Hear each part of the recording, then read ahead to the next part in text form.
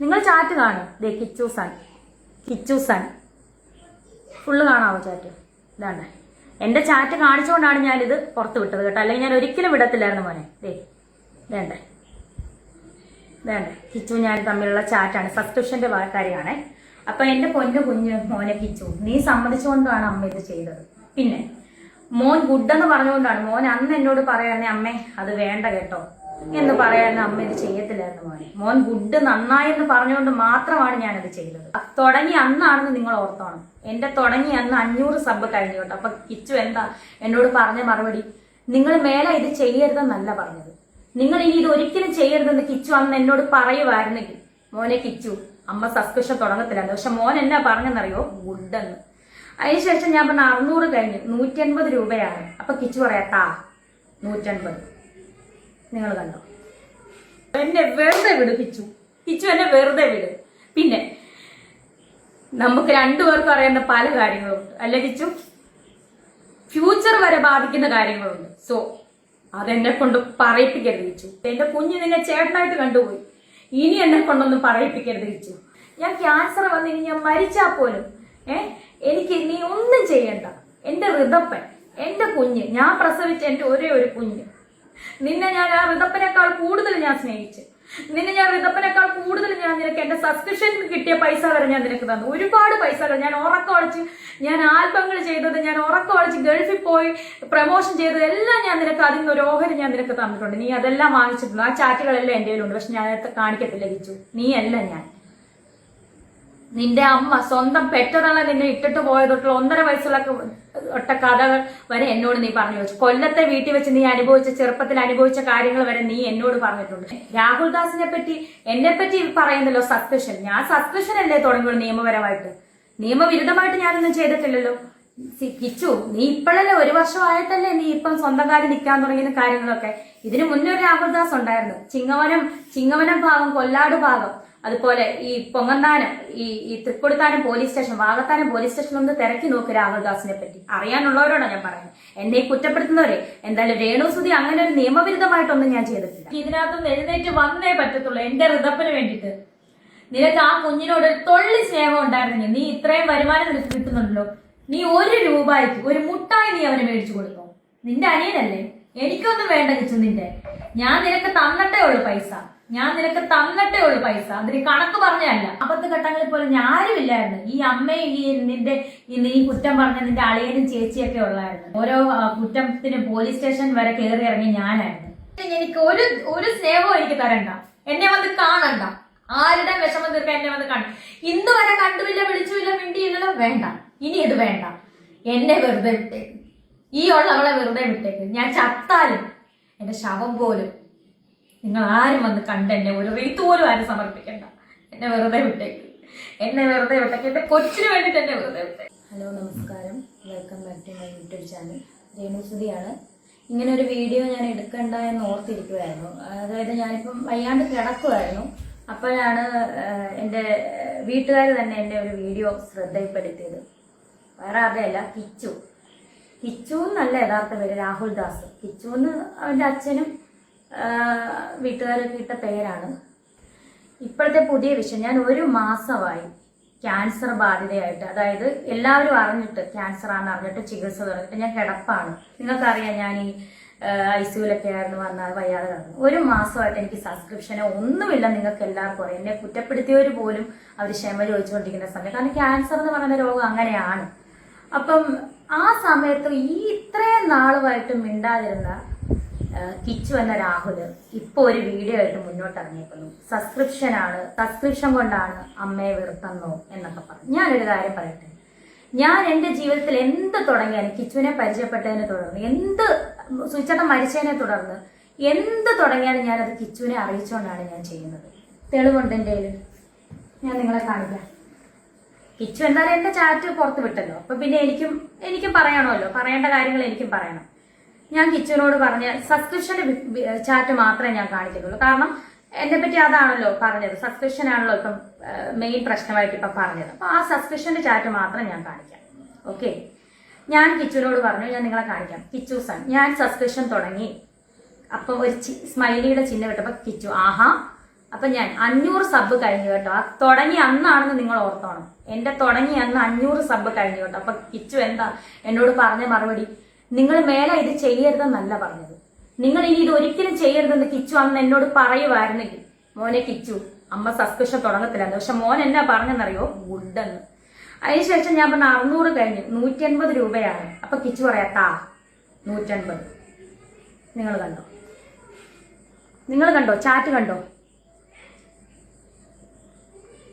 നിങ്ങൾ ചാറ്റ് കാണും. ദേ Kichu sun full കാണാവോ chat? ഇതാണ്ട് എന്റെ ചാറ്റ് കാണിച്ചുകൊണ്ടാണ് ഞാനിത് പുറത്ത് വിട്ടത് കേട്ടോ, അല്ലെങ്കിൽ ഞാൻ ഒരിക്കലും വിടത്തില്ലായിരുന്നു മോനെ. വേണ്ടേ കിച്ചു ഞാൻ തമ്മിലുള്ള ചാറ്റാണ്, സബ്സ്ക്രിപ്ഷന്റെ കാര്യമാണ്. അപ്പൊ എന്റെ പൊന്നു കുഞ്ഞ് മോനെ കിച്ചു, നീ സമ്മതിച്ചുകൊണ്ടാണ് അമ്മ ഇത് ചെയ്തത്. പിന്നെ മോൻ ഗുഡെന്ന് പറഞ്ഞുകൊണ്ടാണ്. മോൻ അന്ന് എന്നോട് പറയാനേ അമ്മേ അത് വേണ്ട കേട്ടോ എന്ന് പറയാനേ അമ്മ ഇത് ചെയ്യത്തില്ലായിരുന്നു മോനെ. മോൻ ഗുഡ് നന്നായെന്ന് പറഞ്ഞുകൊണ്ട് മാത്രമാണ് ഞാനത് ചെയ്തത്. പിന്നെ നാക്കിന്റെ വീഡിയോ നിങ്ങൾക്കറിയാം, ലൈവ് വീഡിയോ വന്നപ്പം കിച്ചു എന്നോട് സംസാരിച്ചു. അപ്പോഴാണ് കിച്ചു എന്നോട് ഇത് സംസാരിക്കുന്നത്. അത്രയും നാളുമായിട്ട് കിച്ചു എന്നോട് ഇത് സംസാരിച്ചിട്ടില്ലായിരുന്നു. അങ്ങനെ സംസാരിച്ചപ്പം ഞാൻ എന്താ പറഞ്ഞത്, കിച്ചു എത്രയോ പേര് ഓരോന്ന് ചെയ്യുന്നു, അവർക്കൊന്നും ഇല്ലാത്ത പ്രശ്നമാണോ നിനക്ക്? എനിക്ക് പൈസ കിട്ടുന്നുണ്ടല്ലോ കിച്ചു, 2.5 ലക്ഷം രൂപ കിട്ടുന്നുണ്ടല്ലോ, അന്നത്തെ കാര്യം കേട്ടോ. നിങ്ങൾക്ക് കിട്ടുന്നുണ്ടല്ലോ കിച്ചു. അതാണ് ഞാൻ ആ പറഞ്ഞ കാര്യം. അത് കിച്ചു പുറത്തു വിടേണ്ട കാര്യം ഉണ്ടായിരുന്നു. അതുകൊണ്ടല്ലേ അമ്മ ഈ ചാറ്റ് പുറത്തു വിട്ടത്. പിന്നെ കിച്ചു മോനെ, നിങ്ങൾ എന്നെ പറ്റി കുറ്റം പറയേണ്ട ഇനിയിപ്പോ ഒരുപാട് വ്ളോഗേഴ്സ്, പിന്നെ കിച്ചുവിനെ ഇപ്പം നിയന്ത്രിക്കുന്ന ഒരു സ്ത്രീ ഉണ്ടെന്ന് എനിക്കറിയാം. അവർക്കൊന്നും അറിയത്തില്ല. ഒന്നും അറിയാതെ എന്റെ മെക്കെട്ട് കയറാൻ വരരുത് ദേവിയത്, മനസ്സിലായല്ലോ? ഒന്നും അറിയാതെ എന്റെ മെക്കെട്ട് കയറാൻ നിങ്ങൾ ദേവിയത്. ഞാൻ ക്യാൻസർ രോഗിയാണ്. ഇനിയെങ്കിലും കിച്ചു, ഇനിയെങ്കിലും ഈ അമ്മേനെ വെറുതെ വിടും. നീ എന്നെ നോക്കണ്ട, നീ എനിക്ക് ഗുണം ചെയ്യണ്ട, നീ എന്നെ അമ്മയെന്ന് വിളിക്കണ്ട, ദയവ് ചെയ്ത് ഒന്നും എന്നെ നീ വിളിക്കണ്ട. എനിക്ക് എന്നെ ദ്രോഹിക്കാതിരുന്നുകൂടെ നിനക്ക് ഇനിയെങ്കിലും? ഞാൻ ക്യാൻസർ വന്നിനി ഞാൻ മരിച്ചാൽ പോലും എനിക്ക് നീ ഒന്നും ചെയ്യണ്ട. എന്റെ ഋതപ്പൻ, എന്റെ കുഞ്ഞ്, ഞാൻ പ്രസവിച്ച എന്റെ ഒരേ ഒരു കുഞ്ഞ്, നിന്നെ ഞാൻ ആ ഋതപ്പനേക്കാൾ കൂടുതൽ ഞാൻ സ്നേഹിച്ചു. നിന്നെ ഞാൻ ഋതപ്പനേക്കാൾ കൂടുതൽ ഞാൻ നിനക്ക് എന്റെ സബ്സ്ക്രിപ്ഷൻ കിട്ടിയ പൈസ വരെ ഞാൻ നിനക്ക് തന്നു. ഒരുപാട് പൈസ ഞാൻ ഉറക്കം ഒളിച്ച്, ഞാൻ ആൽബങ്ങൾ ചെയ്തത്, ഞാൻ ഉറക്കം ഒളിച്ച് ഗൾഫിൽ പോയി പ്രമോഷൻ ചെയ്തത് എല്ലാം ഞാൻ നിനക്ക് അതിൽ നിന്ന് ഒരു ഓഹരി ഞാൻ നിനക്ക് തന്നിട്ടുണ്ട്. നീ അതെല്ലാം വാങ്ങിച്ചിട്ടുണ്ട്. ആ ചാറ്റുകളെല്ലാം എന്റെ കയ്യിലുണ്ട്. പക്ഷെ ഞാൻ കാണിക്കത്തില്ല കിച്ചു. നീ അല്ല ഞാൻ. നിന്റെ അമ്മ സ്വന്തം പെറ്റതള്ള നിന്നെ ഇട്ടിട്ട് പോയതൊട്ടുള്ള 1.5 വയസ്സുള്ള കഥകൾ വരെ എന്നോട് നീ പറഞ്ഞു വെച്ചു. കൊല്ലത്തെ വീട്ടിൽ വെച്ച് നീ ചെറുപ്പത്തിൽ അനുഭവിച്ച കാര്യങ്ങൾ വരെ നീ എന്നോട് പറഞ്ഞിട്ടുണ്ട്. ഞാൻ അതൊന്നും ചെറുപ്പത്തിൽ അനുഭവിച്ച കാര്യങ്ങൾ വരെ നീ എന്നോട് പറഞ്ഞിട്ടുണ്ട്. ഞാൻ അതൊന്നും പുറത്ത് വിടുന്നില്ല കിച്ചു. ഞാൻ അങ്ങനത്തെ ഒരു അമ്മയല്ല, ഞാൻ അങ്ങനത്തെ ഒരു സ്ത്രീ അല്ല. ഇനിയെങ്കിലും എന്നെ വെറുതെ വിടുക. ഞാൻ ക്യാൻസർ രോഗമായിട്ട് ഞാൻ മല്ലിടുവാണ്. എനിക്ക് എന്റെ ഹൃദയത്തിന് വേണ്ടിയിട്ട് ജീവിച്ചേ പറ്റത്തുള്ളൂ. എന്നെ വെറുതെ വിട് കിച്ചു. എന്നെ വെറുതെ വിട്. പിന്നെ നമുക്ക് രണ്ടുപേർക്കും അറിയുന്ന പല കാര്യങ്ങളുണ്ട് അല്ലെ കിച്ചു? ഫ്യൂച്ചർ വരെ ബാധിക്കുന്ന കാര്യങ്ങളുണ്ട്. സോ അതെന്നെ കൊണ്ട് പറയിപ്പിക്കരുത് കിച്ചു. എന്റെ കുഞ്ഞ് നിന്നെ ചേട്ടനായിട്ട് കണ്ടുപോയി. ഇനി എന്നെ കൊണ്ടൊന്നും പറയിപ്പിക്കരുത് കിച്ചു. രാഹുൽ ദാസിനെ പറ്റി എന്നെ പറ്റി പറയുന്നല്ലോ സബ്സ്ക്രിപ്ഷൻ. ഞാൻ സബ്സ്ക്രിപ്ഷൻ അല്ലേ തുടങ്ങിയുള്ളൂ നിയമപരമായിട്ട്. നിയമവിരുദ്ധമായിട്ട് ഞാനൊന്നും ചെയ്തിട്ടില്ലല്ലോ. കിച്ചു, നീ ഇപ്പോഴല്ലേ 1 വർഷമായിട്ടല്ലേ നീ ഇപ്പം സ്വന്തം കാര്യം നിൽക്കാൻ തുടങ്ങിയ കാര്യങ്ങളൊക്കെ. ഇതിനു മുന്നേ ഒരു രാഹുൽ ദാസ് ഉണ്ടായിരുന്നു. ചിങ്ങവനം ഭാഗം, കൊല്ലാട് ഭാഗം, അതുപോലെ ഈ പൊങ്ങന്താനം, ഈ Thrikkodithanam police station, Vakathanam police station ഒന്ന് തിരക്കി നോക്ക് രാഹുൽ ദാസിനെ പറ്റി. അറിയാനുള്ളവരോടാണ് ഞാൻ പറയുന്നത്. എന്നെ ഈ കുറ്റപ്പെടുത്തുന്നവരെ. എന്തായാലും രേണുസുതി അങ്ങനെ ഒരു നിയമവിരുദ്ധമായിട്ടൊന്നും ഞാൻ ചെയ്തിട്ടില്ല. അങ്ങനെയുള്ളവർ കുറച്ചും കൂടെ അറിയണമെങ്കിൽ ആ പോലീസ് സ്റ്റേഷനിലോ അല്ലെങ്കിൽ ആ നാട്ടിലോ കൊല്ലാട് നാട്ടിലോ ഒന്ന് കിച്ചുവിനെ പറ്റി, രാഹുൽ ദാസിനെ പറ്റി തിരക്കി നോക്ക്. അപ്പൊ എനിക്കതും പറയാമായിരുന്നല്ലോ രാഹുലെ. കിച്ചു, ഇനിയെങ്കിലും എന്നെ ഇനി അമ്മയെന്ന് വിളിച്ചില്ലേലും കുഴപ്പമില്ല, എന്നെ ഇനി ഉപദ്രവിക്കാതെ വിടുക. ഞാൻ നിന്നെ ദ്രോഹിക്കാൻ വരുന്നില്ല. എന്നെ ഉപദ്രവിക്കാതെ വിടുക. ഞാൻ ഒരു ക്യാൻസർ പേഷ്യന്റ് ആണ്. ഞാൻ നിങ്ങളുടെയൊക്കെ നിന്റെ കാല് പിടിച്ച് ഈ അമ്മ പറയാം. എന്റെ നെഞ്ചത്ത് അടിക്കാൻ പറ്റത്തില്ല. കിക്ലൈൻ കിടക്കുന്നുണ്ട്. ഞാൻ അടിച്ചു കഴിഞ്ഞാൽ എനിക്ക് വേദനിക്കും. ഞാൻ കാല് പിടിച്ച് പറയുക. എന്നെ ഇനി നാക്കിട്ട്, എന്നെ ഇനി കുത്തി, ഇനി എന്നെ സംസാരിപ്പിക്കരുത്. എനിക്ക് വയ്യ. ഇനി എന്റെ പേരെടുത്തിടരുത്. എനിക്ക് ഗുണം ചെയ്തില്ലേലും എന്നെ ദ്രോഹിക്കാതിരിക്കുക. എന്റെ കുഞ്ഞിനെ ഓർത്തിട്ട് ഇതിനകത്തുനിന്ന് എഴുന്നേറ്റ് വന്നേ പറ്റത്തുള്ളൂ. എന്റെ ഋതപ്പന് വേണ്ടിയിട്ട്. നിനക്ക് ആ കുഞ്ഞിനോട് ഒരു തൊള്ളി സ്നേഹം ഉണ്ടായിരുന്നെങ്കിൽ, നീ ഇത്രയും വരുമാനം നിനക്ക് കിട്ടുന്നുണ്ടല്ലോ, നീ 1 രൂപയ്ക്ക് ഒരു മുട്ടായി നീ അവന് മേടിച്ചു കൊടുത്തോ? നിന്റെ അനിയനല്ലേ? എനിക്കൊന്നും വേണ്ട കിച്ചു നിന്റെ. ഞാൻ നിനക്ക് തന്നിട്ടേ ഉള്ളു പൈസ. അതിന് കണക്ക് പറഞ്ഞല്ല. അമ്മയ്ക്ക് പറയാൻ ഒരുപാട് കാര്യങ്ങൾ, തെളിവ് സഹിതം കാര്യങ്ങളൊക്കെ. ഇപ്പൊ മോൻ സ്നേഹം കാര്യങ്ങളും ഒക്കെ ആയിട്ട് അച്ഛന്റെ കാര്യങ്ങളൊക്കെ പറഞ്ഞ് മോഷണം കാര്യങ്ങളൊക്കെ ആവുന്നുണ്ട് പല ആളുകൾക്ക്. മോന്റെ വോയിസ് റെക്കോർഡും കാര്യങ്ങളും ഇപ്പോഴും നമ്മുടെ ചേട്ടൻ അളിയന്റെ ഫോണിനകത്ത് ഇപ്പോഴും കിടപ്പുണ്ട്, പഴയ റെക്കോർഡുകൾ, അച്ഛന്റെ മോന്റെ സംഭാഷണങ്ങളൊക്കെ. മോൻ ഈ കാണിച്ച അമ്മയുടെ ചാറ്റ് പുറത്തു വിട്ട പോലത്തെ അങ്ങനത്തെ ഒരു മനസ്സുള്ളവരാണ് ഞങ്ങളൊക്കെ. അതും പുറത്തു വിടത്തില്ല മോനെ, ഞങ്ങൾ ഇതൊന്നും ചെയ്യുന്നില്ലല്ലോ. എന്നിട്ട് ഇനിയെങ്കിലും എന്നെ വെറുതെ വിടാൻ മേലെ, ഞാനൊരു ക്യാൻസർ പേഷ്യന്റ് അല്ലേ, ഇനിയെങ്കിലും എന്നെ ഒന്ന് വെറുതെ വിടാൻ മേലെ.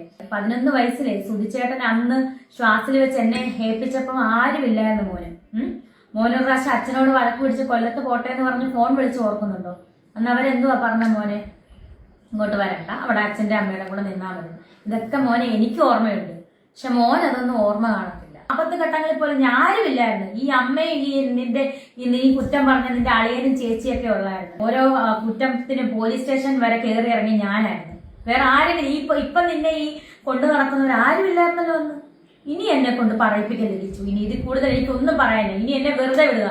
ഇത് നിന്നെ പറ്റിയുള്ള എന്റെ ലാസ്റ്റ് വീഡിയോ ആയിരിക്കും. ഇതൊക്കെ ലാസ്റ്റ് വീഡിയോ ആയിരിക്കണം. നിന്നെ പറ്റി, ഈ രാഹുൽ ദാസിനെ പറ്റി അല്ലെങ്കിൽ കിച്ചുവിനെ പറ്റിയുള്ള ലാസ്റ്റ് വീഡിയോ ആയിരിക്കണം ഇതെന്റെ. ഇനി എന്നെ കൊണ്ട് വീഡിയോ ഇടിപ്പിക്കരുത് കിച്ചു. എനിക്ക് വയ്യ. ഞാനൊരു ക്യാൻസർ പേഷ്യന്റ് ആണ്. ഒരു ക്യാൻസർ രോഗിയായിട്ടുള്ള ഒരാളുടെ മനസ്സ് എത്രത്തോളം വേദനിക്കുന്നുണ്ടെന്ന് നിങ്ങൾക്കറിയാം. ഡോക്ടേഴ്സ് ഇപ്പോഴും പറഞ്ഞിട്ടുള്ളത് എന്റെ മനസ്സിനെ വേദനിപ്പിക്കരുതെന്നാണ് ചേച്ചിയോടൊക്കെ പറഞ്ഞിട്ടുള്ളത്. നിങ്ങൾ ഉദ്ദേശിക്കുന്ന പോലെ അല്ല എന്റെ അസുഖം. നിങ്ങൾ ഓർത്ത ക്യാൻസർ, ബ്രസ്റ്റ് ക്യാൻസർ, അതല്ല എന്റെ അസുഖം. നിങ്ങൾക്ക് എന്റെ സ്റ്റേജും കാര്യങ്ങളും ഒന്നും അറിയത്തില്ല. ഡോക്ടേഴ്സ് എത്ര ശതമാനമാണ് എന്നെ രക്ഷിച്ചെടുക്കാന്നുള്ള ചാൻസ് പോലും നിങ്ങൾക്ക് ആർക്കും അറിയത്തില്ല. അറിയാതാണ് നിങ്ങൾ ഈ സോഷ്യൽ മീഡിയയിൽ കിടന്ന് എന്നെ കുറ്റപ്പെടുത്തുന്നത്. ഞാൻ ഇത്രയും പറയത്തില്ല, ഞാൻ ഇവിടെ കിടക്കുമായിരുന്നു, ഇത്രയും ഞാൻ പറയത്തില്ലായിരുന്നു. പക്ഷെ നിങ്ങൾ എന്നെ കൊണ്ട്, കിച്ചു എന്നെ കൊണ്ട് ഇത് പറയിപ്പിച്ചു. ഇനിയും ഇത് കിച്ചുവിനെ പറ്റിയുള്ള എന്റെ ലാസ്റ്റ് വീഡിയോ ആയിരിക്കണം. നീ എന്നെ എനിക്ക് ഒരു സ്നേഹവും എനിക്ക് തരണ്ട. എന്നെ വന്ന് കാണണ്ട. ആരുടെ വിഷമം തീർക്കാൻ എന്നെ വന്ന് കാണും. ഇന്ന് വരെ കണ്ടുമില്ല, വിളിച്ചുമില്ല, മിണ്ടിയില്ലല്ലോ. വേണ്ട, ഇനി ഇത് വേണ്ട. എന്നെ വെറുതെ വിട്ടേക്ക്. ഈ ഉള്ളവളെ വെറുതെ വിട്ടേക്ക്. ഞാൻ ചത്താലും എന്റെ ശവം പോലും നിങ്ങൾ ആരും വന്ന് കണ്ട് എന്നെ ഒരു റീത്ത് പോലും ആരും സമർപ്പിക്കണ്ട. എന്നെ വെറുതെ വിട്ടേക്ക്. എന്നെ വെറുതെ വിട്ടേക്ക്. എന്റെ കൊച്ചിന് വേണ്ടിട്ട് എന്നെ വെറുതെ വിട്ടേക്ക്.